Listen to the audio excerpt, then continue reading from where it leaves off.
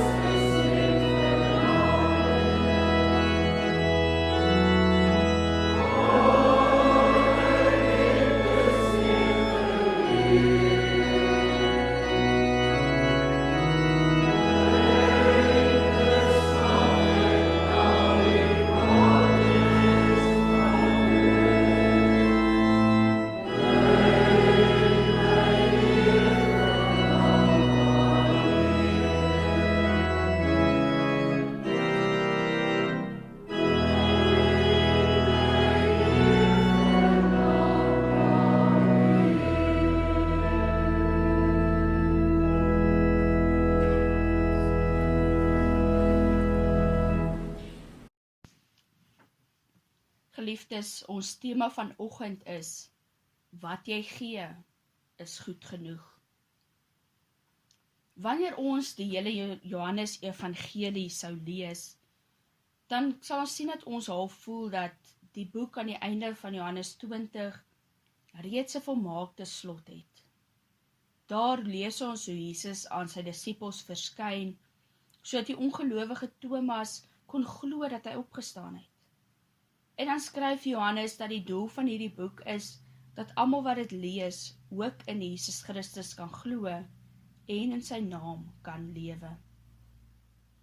Maar dan volg daar tog 'n hoofstuk 21.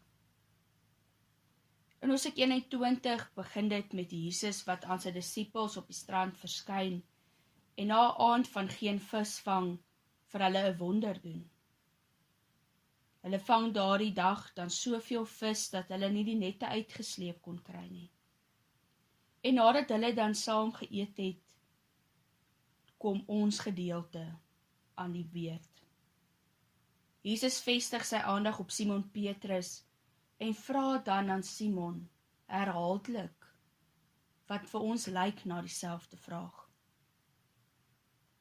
Simon, seun van Johannes, het jy my baie lief, meer as hulle hier? In die Afrikaans het ons net een woord vir lief, maar is belangrik dat ons onthou dat daar in die Grieks verskillende woorde vir liefde is. Hierdie eerste keer wanneer Jesus die vraag vra, gebruik hy die Griekse woord agapao. Jesus vra, agapao jy my meer as die ander hier? En Petrus antwoord, ja Here, U weet dat ek U lief het. Maar, dan gebruik Petrus die woord filio vir liefde. Jesus vra weer 'n keer, Simon, seun van Johannes, het jy my baie lief? En weer gebruik hy agapao vir liefde.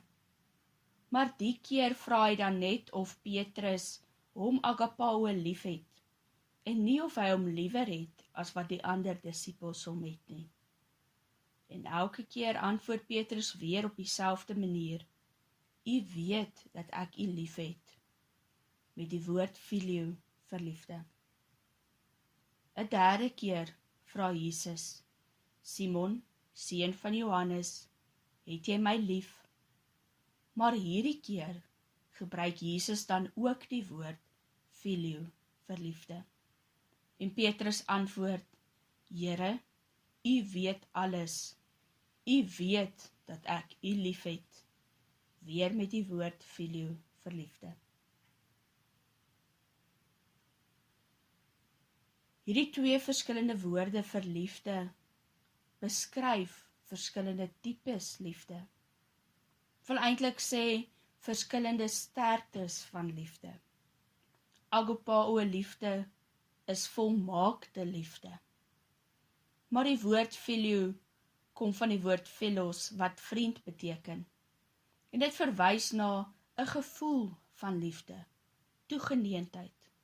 Dit is nie heeltemal so sterk en so seker en so onbreekbaar soos agapao liefde nie. Jesus vra dus die eerste keer vir Petrus, het jy my meer lief as wat enige van die ander disippels my lief het? En Petrus antwoord het te sê dat hy 'n gevoel van liefde vir Jesus het. Die tweede keer vra Jesus, het jy my lief? Waar Petrus weer antwoord, ek het 'n gevoel van liefde vir U. En die derde keer vra Jesus, Petrus, het jy 'n gevoel van liefde vir my? Waarop Petrus dan antwoord, U weet, ek het 'n gevoel van liefde vir U. Broers en susters, Jesus stel hier aan Petrus, die rots waarop die kerk gebou gaan word, 'n standaard. As die toekomstige leier in die kerk, moet hy vir Jesus lief wees. Moet hy meer as die ander disippels van Jesus verstaan, en daarom ook 'n groter gevoel vir Jesus hê. Maar dit is nie vir Petrus moontlik nie. Petrus kan nie eers sê dat hy Jesus lief het nie. Die beste wat hy kan doen, is om te sê dat hy 'n gevoel van liefde vir Jesus het. Ons leef in 'n wêreld waarin ons voortdurend daaraan herinner word dat ons eintlik nie goed genoeg is nie. Ons is nie slim genoeg nie oud genoeg nie jonk genoeg nie maar genoeg nie sterk genoeg nie ryk genoeg nie vriendelik genoeg nie. En in die tyd waarin ons leef, kan ons nog 'n paar goed dalk byvoeg. Ons is nie versigtig genoeg nie, ons doen nie genoeg nie, ons reik nie genoeg uit nie, ons het net nie genoeg nie. Die wêreld verwag voortdurend meer van ons as wat ons kan gee. Die werk vra meer van ons tyd en so ook verwag ons familie meer kwaliteit tyd. By die skool wil die onderwysers hê ons moet harder werk, ons moet meer by die huis gedoen kry. Die dokter wil hê ons moet die lewe rustiger vat, minder gespanne wees, maar die eise op ons lewe en tyd word al hoe hoër. Ook in hierdie tyd wat ons dalk meer by die huis was die eise wat aan ons gestel is ook soveel meer. Die internet was oorval met foto's van wat almal in hierdie tyd bereik het. Party het 'n nuwe stokperdjie aangeleer. Iemand anders het ook al 'n hele huis uitgenuwe taal aangeleer. En dan voel jy wat dalk net in hierdie tyd oorleef het, dalk weer asof jy nie genoeg gemaak het van hierdie geleentheid nie. Partykeer is die kerk ook skuldig hieraan. Te dikwels hoor ons dat ons lewe nie goed genoeg is nie, dat ons nie lief genoeg is vir ons naaste nie, dat ons nie hard genoeg probeer om volgens God se wil te leef nie. Ons hoor elke keer, jy is net nie genoeg nie. Maar ons elkeen weet, dat ons soms net soveel kan gee. Dat ons elkeen 'n beperking het op wat ons tot ons gebruik beskikbaar het. En dan, wanneer almal om ons te veel van ons verwag, dan raak ons moedeloos en vies. Want ons kan net soveel gee, net soveel doen, maar is asof die wêreld net nie dit verstaan nie. En geliefdes, ek dink dit is hoe Petrus dalk ook daardie dag op die strand gevoel het. Jesus hou aan om van hom te vra om hom volmaak lief te hê. En al wat Petrus kan bied, 'n gevoel van liefde. Ons lees dan ook dat Petrus bedroef geraak het. Nie net omdat Jesus aanhou om dieselfde vraag te vra nie, maar dalk omdat hy in daardie oomblik ook al hoe meer bewus geraak het van sy eie onvermoë. Bewus geraak het van hoe ver hy tekort skiet. Hierdie gebeure het hom dalk ook weer met skuldgevoelens laat terugdink aan daardie nag van Jesus se dood, toe hy Jesus 3 maal verloon het. As ons as wêreld op Petrus se antwoord moes reageer, dan sou die antwoord waarskynlik wees, "Skus Petrus, maar jy is nie goed genoeg vir die taak nie. Ons sal maar verder na iemand anders moet gaan soek." Maar ons lees dat dit nie is hoe Jesus reageer nie. Jesus reageer nie een keer op Petrus se antwoord met verbasing of 'n verwyt nie. Nadat Petrus die eerste keer antwoord, gee Jesus vir hom die opdrag: "Laat my lammers vy." En met hierdie opdrag wys Jesus dat hy Petrus se antwoord aanvaar. Al kan Petrus nie antwoord dat hy Jesus meer lief het as die res van die disippels nie, ag Jesus hom steeds goed genoeg om sy lammers, die gelowiges, te versorg. En dan wanneer Jesus dieselfde vraag weer vra, veral na aanleiding daarvan dat Petrus in die verlede meer as een keer wou te kenne gee dat hy meer loyaal teenoor Jesus is as die ander disippels. Dan gee Jesus vir Petrus weer 'n kans om sy liefde te verklaar. Maar ons weet, Petrus se antwoord bly dieselfde as die eerste keer. En weer 'n keer bevestig Jesus dat Petrus geroep is om 'n belangrike rol in die kerk te speel. Wanneer Jesus hom antwoord, pas my skape op.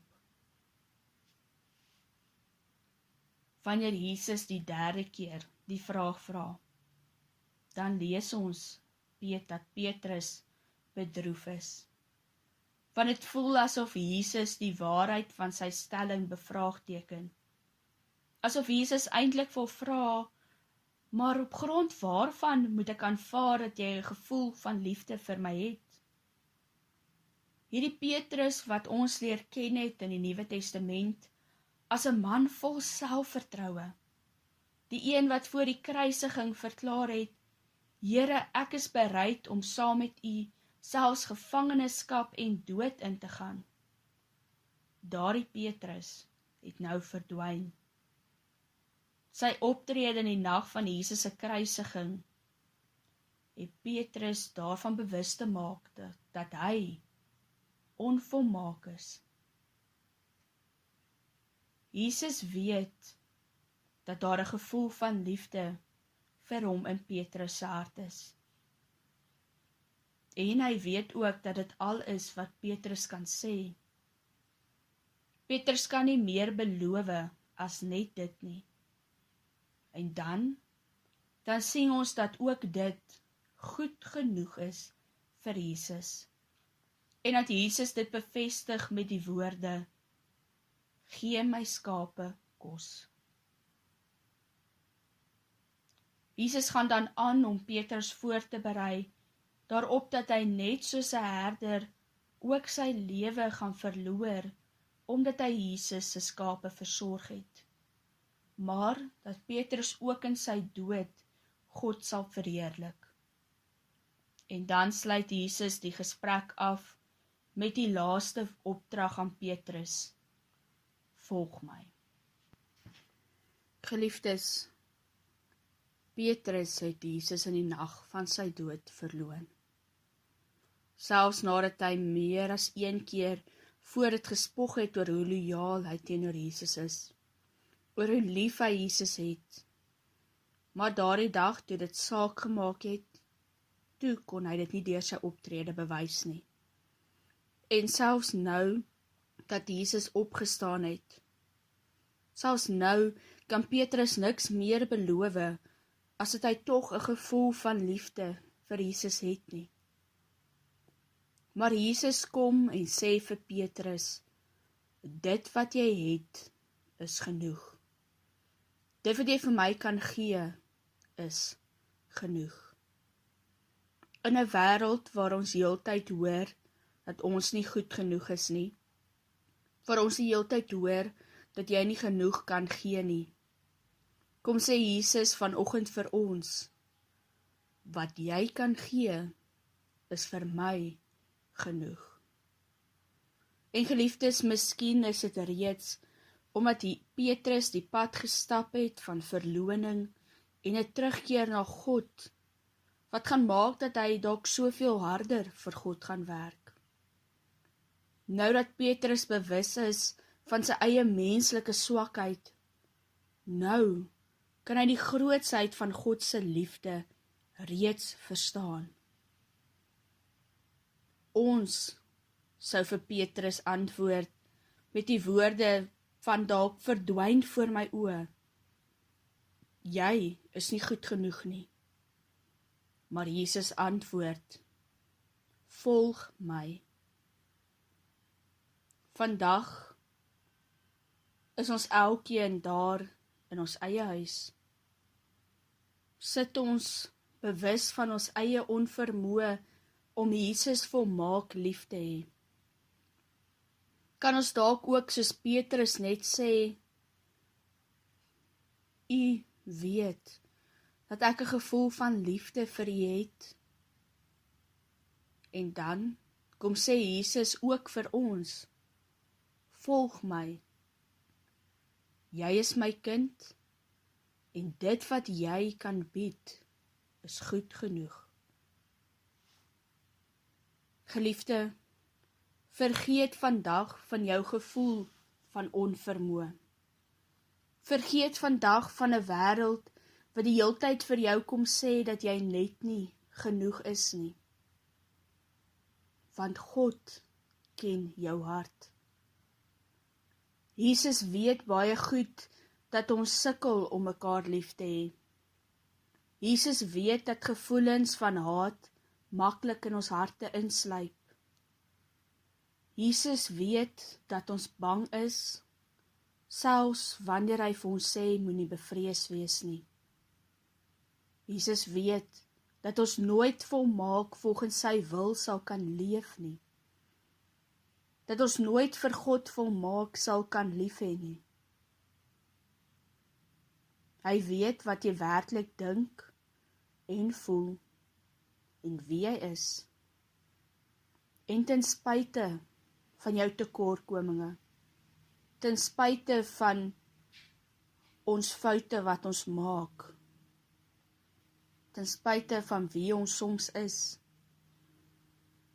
kom Jesus vandag na ons toe en sê vir ons, jy is goed genoeg, jou wil ek gebruik in my koninkryk, kom en volg my. Amen. Kom ons sluit die oë en dan verenig ons in gebed voor God. Here God,